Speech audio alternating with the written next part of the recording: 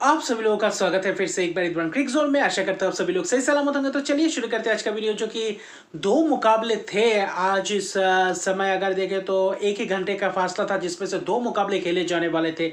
एक था अमेरिका में और एक था वेस्ट इंडीज में, जबकि एक टेक्सास में मुकाबला था, वो था नेदरलैंड्स और नेपाल के बीच ग्रुप डी का मैच। और वही एक और जो मुकाबला था वो इंग्लैंड और स्कॉटलैंड के बीच ये मुकाबला था, ये ग्रुप बी का मुकाबला, और इंग्लैंड अपना पहला मुकाबला खेलने उतर रही थे।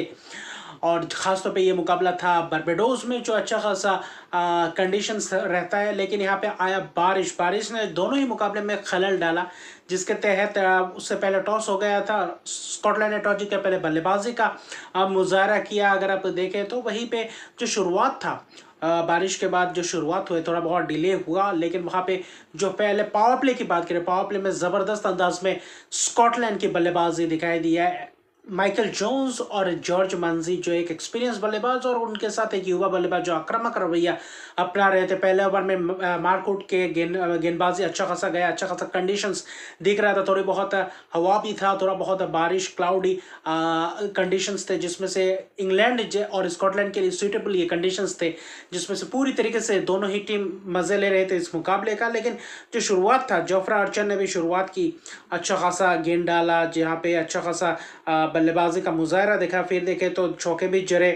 वही दूसरी तरफ अगर आप देखें तो माइकल जोन्स की ज़बरदस्त पारी, फिर मोइन अली है, मोइन अली के ओवर में भी 10 रन लिए। फिर वही देखे तो जोफ्रा आर्चर, मार्कउट, क्रिस जॉर्डन का जो छठा ओवर था पावर प्ले में, वहाँ पे 15 रन आए, जहाँ पे छक्के और चौकों का बौछार कर दिया था माइकल जोन्स की ज़बरदस्त प्रदर्शन। और वहाँ पे जो मुकाबला था, खासतौर पे मार्कउट के ओवर में जॉर्ज मंजी विकेट देखे तो टॉप एज लग के कैच पकड़े थे, कीपर ने पीछे जाकर बटलर ने, जहाँ पे आखिर में नो बॉल कर दिया गया, जहाँ पे फ्री हिट का मौका मिला। तो अच्छा खासा स्कॉटलैंड के तरफ जा रहा था सभी कुछ, अच्छा खासा कंडीशंस था बल्लेबाजी के लिए, लगभग अनुकूल पिच था। आदिल रशीद, मोइन अली ने भी गेंदबाजी की।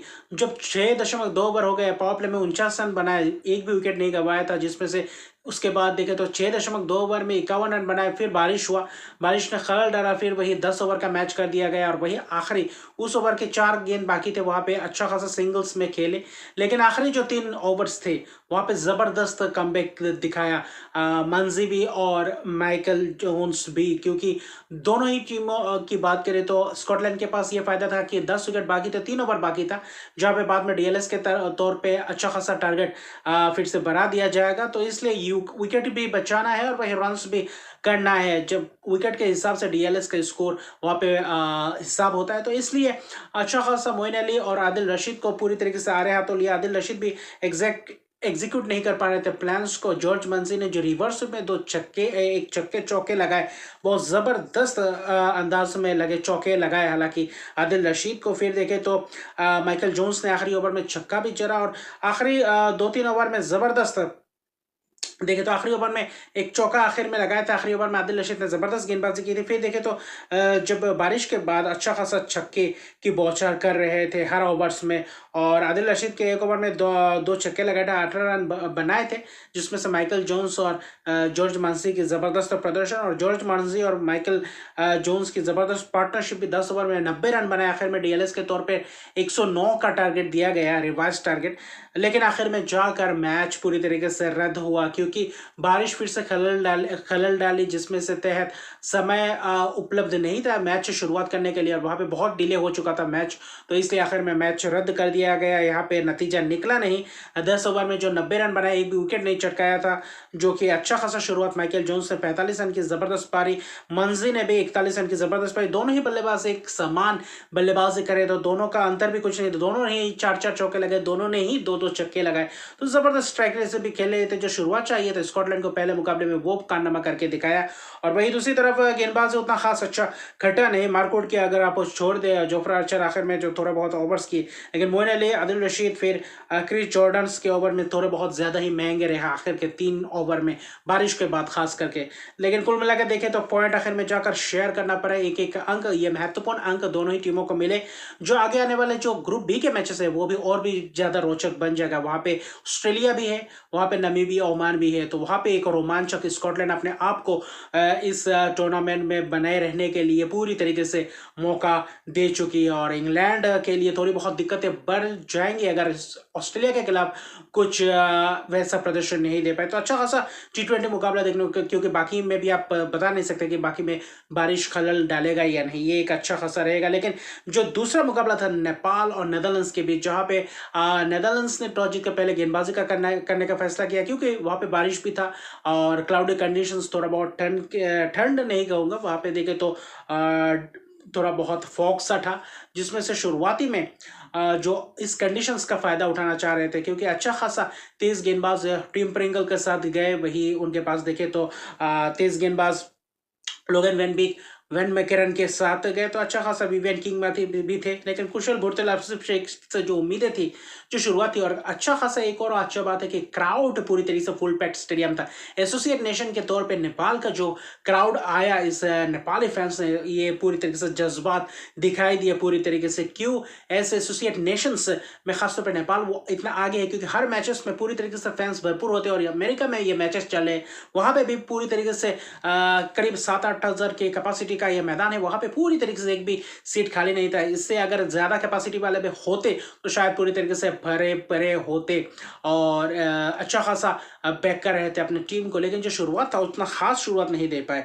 अगर नेपाल के बल्लेबाजों की बात करें और खासतौर पर उनके कप्तान रोहित पौडेल अपना 50वां T20 मुकाबला खेल रहे थे, तो ये भी एक अच्छा खासा माइलस्टोन है, जिसमें से आसिफ शेख, कुशल भुर्तेल, शुरुआत में वेन बेक ने आते ही पहले ही गेंद पे चलता किया कुशल भुर्तेल को, जब अपना स्पेल लेके आया। फिर देखे तो विवियन किंगमा की जबरदस्त स्विंग दिख रही थी, आउट स्विंग जबरदस्त लहरा रहा था, क्योंकि एक हवा भी चल रहा था जिसको पूरी तरीके से मददगार साबित हो रहा था। वहाँ पे नेदरलैंड्स के लिए भी अच्छा खासा सुइटेबल कंडीशंस, अमूमन ये एशियन कंडीशंस में दिखते नहीं, तो इसलिए नेदरलैंड्स इस चीज़ का फायदा उठा रहे थे। पिच भी अच्छा खासा था, क्योंकि डल्लास में खेला जा रहा था, जहाँ पे अमेरिका और कनाडा के बीच मुकाबला हुआ था। यहाँ पे शुरुआती क्षण उतना खास नहीं, पावर प्ले में 29 रन बनाए, जिसमें से पावर प्ले में ही 3 विकेट गंवा चुके थे, तो वहाँ पे थोड़ा बहुत वापसी करना मुश्किल था। बीच में जो 25 रन की पार्टनरशिप थी अनिल शाह और वही कप्तान पौडेल के बीच, कप्तान का भी विकेट चला ही गया था, वहाँ पे LBW विकेट दे दिए थे अंपायर ने, जबकि आखिर में जाकर रिवर्स करना पड़ा, क्योंकि DRS लिए थे, वरना अगर DRS नहीं लेते तो शायद 2 रन पे चलते बनते। और यही कप्तान ने ही इस इनिंग्स में पूरी तरीके से रन बनाए, 35 रन की पारी खेली 37 गेंदों में, जो बीच में उतना खास रन बटोरे नहीं और पार्टनरशिप्स बने नहीं, गुच्छों में विकेट गिरते चले गए, अंतराल में विकेट चलते गए, तो वहाँ पे थोड़ा बहुत मुश्किलात का सामना करना पड़ा। टीम प्रिंगल का भी जबरदस्त विकेट टू विकेट गेंदबाजी, वहाँ पे शॉट मारने के फिराक में थे, वहाँ पे कैच दे बैठे और अच्छा खासा फील्डिंग, जबरदस्त फील्डिंग का मुजाहरा दिखा नेदरलैंड, जो अमूमन जाने जाते हैं नेदरलैंड्स एसोसिएट नेशन में से अच्छा खासा फील्डिंग टीम के तौर पे। और वहीं पे टीम प्रिंगल ने 4 ओवर में 20 रन देकर 3 विकेट, जबरदस्त स्पेल, किफायती स्पेल, मिडिल ओवर्स में भी और पावर प्ले में भी जबरदस्त स्पेल किया। आखिरी 5 ओवर में थोड़े बहुत रन की बढ़ोतरी थी, क्योंकि 15 ओवर में करीबन 76 रन के करीब थे, जहाँ पे विकेट्स गवा चुके थे। कप्तान आखिर में डटे रहने की कोशिश कर रहे थे, लेकिन आखिर में जाकर करण केसी और गुलशन जाने थोड़ी बहुत छक्के की बौछार करी। आखिरी 15 ओवर के बाद देखे तो एक आध ओवर में लगातार एक आध छक्के लगाए करण केसी ने भी, 17 रन बनाए 12 गेंदों में, जो महत्वपूर्ण 2 छक्के लगाए थे। वही गुलशन जहाँ ने भी 15 गेंदों में 14 रन की पारी के लिए एक छक्का लगाए। लेकिन कुल मिलाकर देखे तो बाकी कोई वैसा कुछ खास कारनामा नहीं कर पाया। और पिच हालांकि उतना खराब नहीं था, लेकिन बल्लेबाजी में भी और अनुशासन में गेंदबाजी की, जिसमें से लोगन वेनबिक की भी जबरदस्त 3 विकेट 18 रन देकर 3.2। लोगन वेनबिक अलग ही फॉर्म में चल रहा है कि विवियन किंग में हालांकि विकेट्स नहीं चटका, लेकिन जबरदस्त स्पेल टिम प्रिंगल और वेन बिग ने इस मुकाबले में गेंदबाजी के अटैक को पूरी तरीके से संभाला। फिर देखे तो वेन मैकेरन ने भी 2 विकेट चटका और एक ओवर मेडन डाला। बेस्ट डेल लेड को भी 2 विकेट मिले, तो जबरदस्त स्पेल नेदरलैंड्स के तरफ से। अगर आप देखें तो पार्टनरशिप नहीं बने, 19.2 ओवर में ऑल आउट पे 106 ही रन से बना पाए।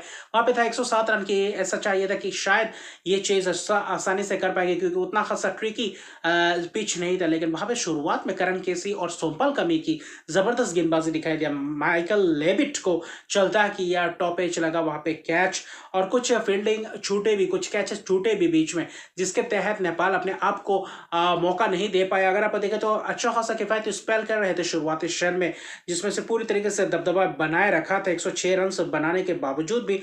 पावर प्ले में अगर आप देखें तो शुरुआती क्षण में हालांकि दो बीच में चौके लगाए जो विक्रमजीत सिंह ने, कुछ कट्स भी लगाए, कुछ कवर ड्राइव्स लगाए, वही सोमपाल कमी को भी लगाए एक आध चौका।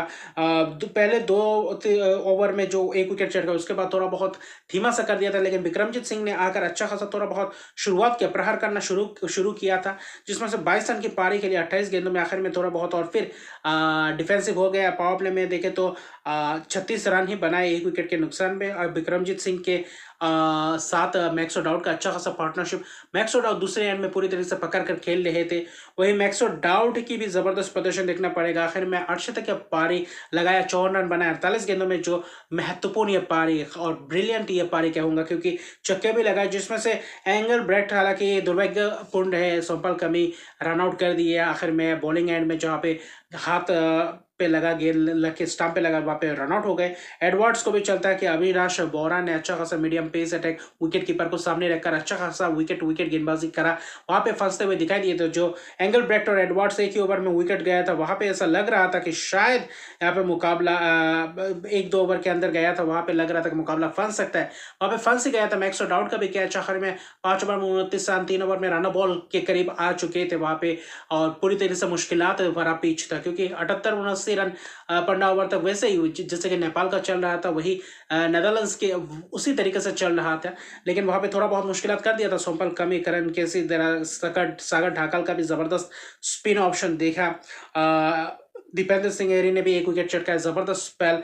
वही कुल मिलाकर देखें तो अच्छा खासा गेंदबाजी, 106 रन को डिफेंड करते हुए अच्छा खासा गेंदबाजी का मुजाहरा देखा। फिर सोमपाल कमी ने एक विकेट चटकाया, 4 ओवर में 18 रन देकर जबरदस्त स्पेल, करण केसी का भी जबरदस्त स्पेल, लेकिन आखिर में मैच बचा नहीं पाया। जो कैच था लॉन्ग ऑफ पे, मैक्सो डाउट का कैच, लगभग तब 18-17 रन चाहिए था 3 ओवर में, और अगर वो मैक्सो डाउट का कैच पकड़ते तो शायद नए बल्लेबाज के आने के बाद रन्स बटोरना थोड़ा बहुत मुश्किल हो रहा था, और वही कैच ने पूरी तरह मैच छोड़ दिया, क्योंकि आखिरी 2 ओवर में 13 रन के करीब चाहिए थे, वहां पे उस ओवर में अविनाश बोहरा के ओवर में छक्के और चौके लगाकर मैक्सो डाउट ने पूरी तरीके से मैच को अपने गिरफ्त में किया। हालांकि 54 रन की जबरदस्त पारी, भले ही धीमे रहे, लेकिन 6 विकेट से मुकाबला जीता, 18.4 ओवर में जाकर 109 रन बनाए, और वही 13वां अर्धशतक की पारी T20 इंटरनेशनल में मैक्सो डाउट का। और मैक्सो डाउट अलग ही अंदाज में दिखते हैं, और हर सिचुएशन में मुकाबले को बाहर लेकर जाने का मादा रखते हैं। तो अच्छा खासा गेंदबाजी जो नेदरलैंड्स ने किया था नेपाल के खिलाफ, वही नेपाल ने भी थोड़ा बहुत वापसी की थी। अगर कैचेस कुछ पकड़ते, अगर बीच में विकेट चटकाते, तो शायद इस मुकाबले में को भी और भी रोमांच बना सकते थे, और 125-30 के करीब अगर रन लगाते बोर्ड पे, तो शायद ये मुकाबला भी पूरी तरीके से फंसने